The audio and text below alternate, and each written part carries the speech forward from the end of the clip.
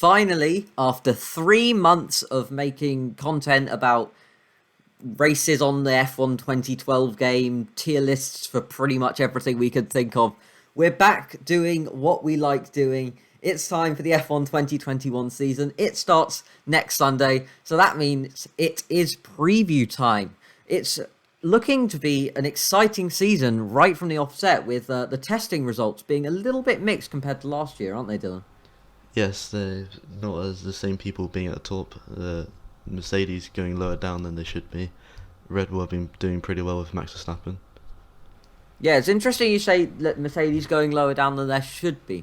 That just implies that there's quite a lot of expectation around the Silver Arrows this year. And I mean, that is understandable. That, they're chasing their eighth consecutive double. So that they are expected to do well. But the cars have lost 10% of downforce at the rear because a portion of the floor has been cut away. And the floor at the back is so crucial for creating that downforce. And as I said, the team order from testing, it was pretty average compared to last year. Obviously, the cars are new-ish, not really. They're evolutions of last year's cars. If you listen to our testing videos, you will have heard about that. But the main thing is Red Bull seem to be a lot higher up than Mercedes, or Mercedes are just sandbagging extremely well. What do you think, Dylan? Sandbagging, or they genuinely have a lack of pace? I think they've had a lack of pace. I don't think the car is as good as it should be. It's definitely a bit slower than last year. I don't think the regulations have helped them at all. Especially also they had to get rid of DAS, so that would make them lose even more speed down the straights. And I just think Red Bull have just progressed a lot, and I think they're going to do quite well this season. Yeah, I agree with you. Yeah, Max Verstappen is one of the most talented drivers we've ever seen in Formula One in terms of natural talent. And then you've got Sergio Perez, a very experienced driver now. He comes off the back of a race win last season at Bahrain, the Sakir Grand Prix. He's a very experienced man, although it's a new team and he's been at Force India / Racing Point for a while. He does seem to be adapting well. He set some good times in testing. So I think they've got a strong driver lineup, and even if maybe Hamilton / Bottas pips the Mercedes, the Red Bull drivers to the drivers, I think Red Bull, if they've got the right car, I think they have the drivers who can definitely challenge for that title if Red Bull have the machinery that it looks like they have from testing, and the way that it's shaping up to be before the first race in Bahrain. Or it could be just the ultimate sandbagging, and Mercedes are sitting here laughing at us right now because they've got about a second more pace. It could be that, Dylan. You never know, eh? Yeah, they might just be slow in testing, and they might pull out the bag in Bahrain. Yeah, you never know. It has happened before. Sandbagging is quite a common thing. We thought about it with Ferrari last year, though. We thought, Ferrari is sandbagging at the start in testing, and then it turned out they weren't just sandbagging. They were just slow. And that brings us neatly onto important driver rivalries. So one of those, I think, is going to be those Red Bull drivers. Max Verstappen, he wants that world championship. How long has he been in F1 now, Dylan? Is it about 5 years? His debut, I think, was 2014 in Japan. So, yeah, it's been a while. And as a driver who is so hyped up, he hasn't won yet. And nobody remembers the guy in second or the guy in third. So he will really want that win. And Hamilton is really going to want that eighth. It's all well and good equaling Schumacher, but he definitely wants to beat Schumacher. He wants to be the best all time, the most successful in terms of race wins, or title wins, or both, actually. He just wants to annihilate every record that he can, really. So that we could, if we've said, if the Red Bull is as close to Mercedes or better, we could see a very interesting battle between them. And then Perez versus Bottas, maybe. We could have a four-way driver battle right at the top between those four drivers, and they're all talented drivers, and Bottas and Perez are going to be hungry too, because they are fighting for their seats, really, aren't they? Yeah, they're fighting to stay as the second driver, although I think Red Bull will probably kick out Perez, as they usually do. So I don't know who else they would get in. Maybe Yuki will probably replace him and then get kicked out again later.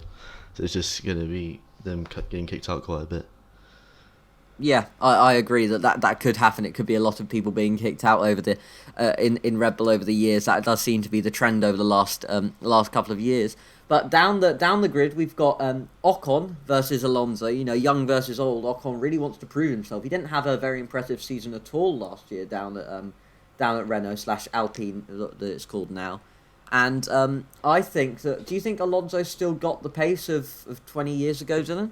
No, I think he's definitely reached his peak, and he's definitely won't do as well as he would have done in the early 2000s. So I don't think he will do as well as Ocon. I think Ocon will beat him this year. I don't know if he will be able to beat Ocon at all.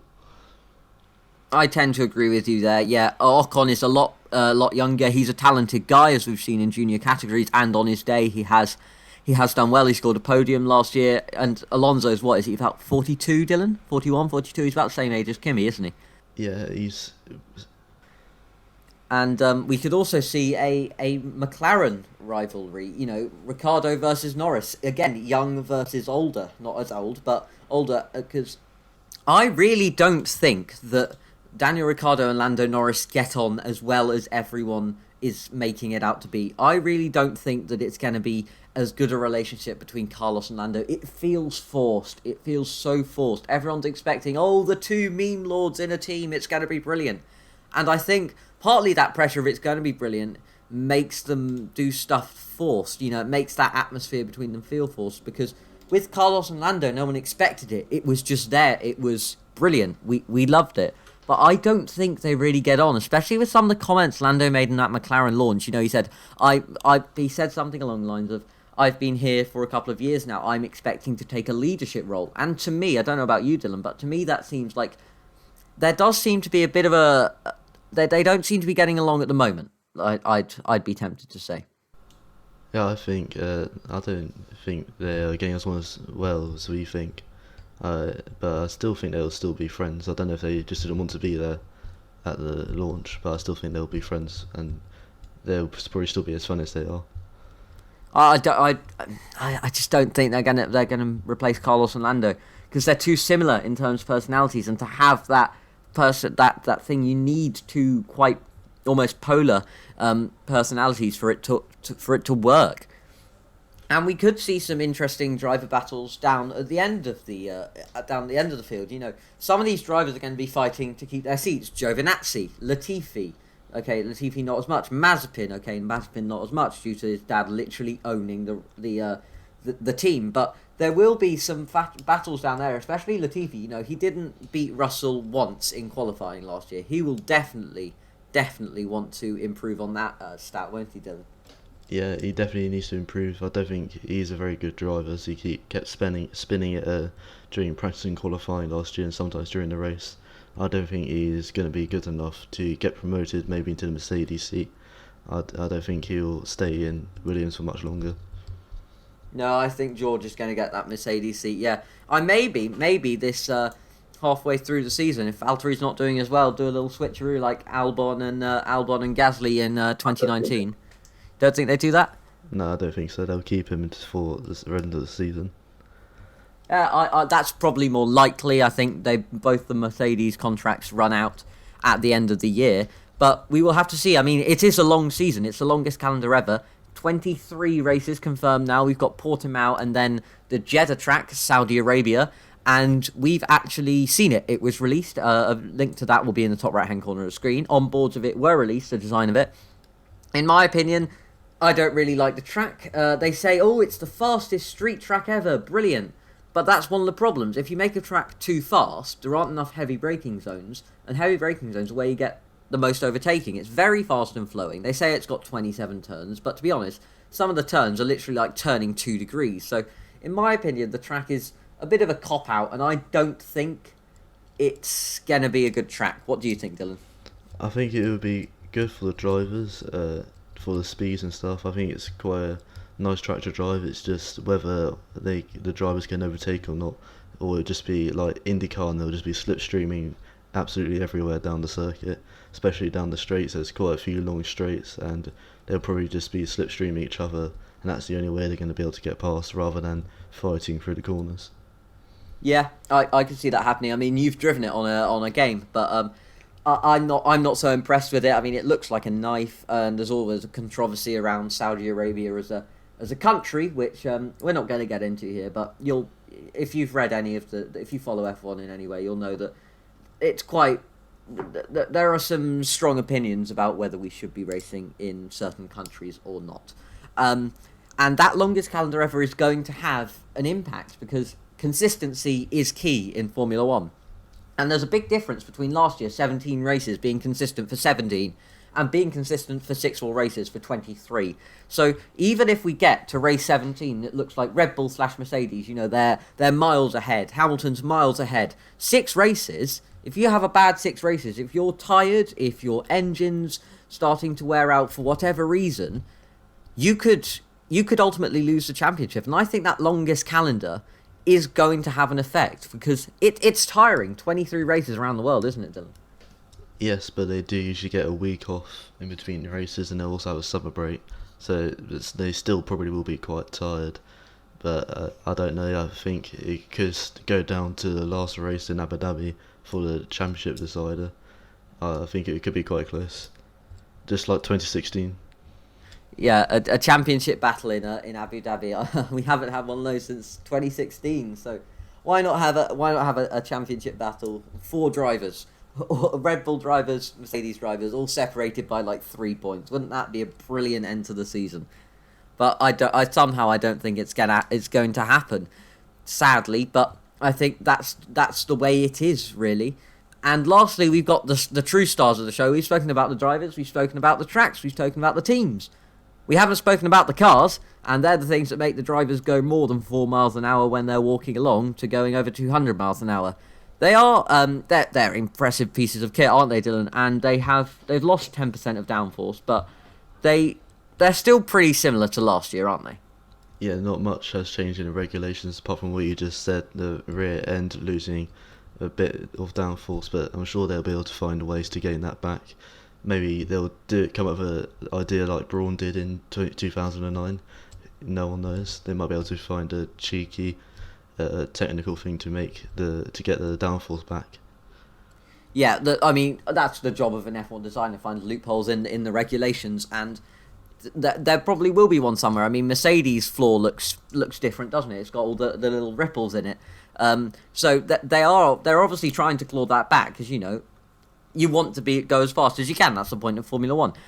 So they're still the same as they have been since 2014. We've got those turbocharged 1.6 litre hybrid engines. They're V6s, and they have hybrid support, much like a road car, where they harvest the energy from braking, and then they use that to give them a bit more power in the lower gears to help accelerate up to those top speeds. That's why you hear that little whine almost, because that's the electric motor working there. But they are still primarily internal combustion engines, and they are very much downforce driven cars, aren't they, Dylan?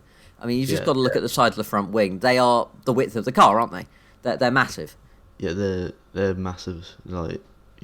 Slightly wider than the actual cars. If you look at the Ferrari on the screen, it's quite a bit wider. Yeah, they're big. They're big things. They need a lot of downforce. That's how they achieve those cornering speeds. Everything is designed to produce downforce. The suspension, the floor, everything. The front wing. It channels airflow. They are aerodynamically, at least, maybe not in the livery sense. Aerodynamically, they are works of art, and that is one of the reasons why it is so hard to follow. When a car produces so much downforce, it produces dirty air, and that dirty air, unsettled air from it flowing over a car, will flow onto the next car, and then that car won't like using dirty air, so unsettled air, to work with its aerodynamics, so you lose a bit of speed, which is why Formula One is often called boring, because there isn't really much overtaking sometimes, is there, Dylan? Especially around Monaco. Yeah, especially like tracks Monaco, there's barely any areas for you to overtake. That's why I don't really think it should still be on the calendar. It's just following the other guy through every single corner. Yeah, no, I may agree with you there, but there's something about Monaco, in my opinion. The tyres, they are still the same. They are still the same diameter, but they are not the same rubber compound. Pirelli, obviously, they update them each year, and they are 2021 tyres. They are slightly different to the 2020, but really, the cars are very similar, and they haven't changed much since, really, 2014. Then we got the halo, which is the bit around the driver's head to protect them in an accident. Since 2018, we've had that. But other than that, that is all the changes to the cars, and that is everything you need to know for the 2021 Formula One season. We hope you enjoyed watching this and that you'll be able to join us next week when we'll be doing predictions and then the race report on the Sunday. Are you looking forward to Bahrain, Dylan? I definitely am looking forward to Bahrain. Hopefully we won't have a Grosjean crash again with a different driver. But yeah, I'm definitely looking forward to the first race of the season. Yeah, I'd agree with you there. It's been nearly 4 months off, so we're definitely looking forward to that one. But in the meantime, I've been Ed. And I've been Dylan. Bye-bye. Bye-bye.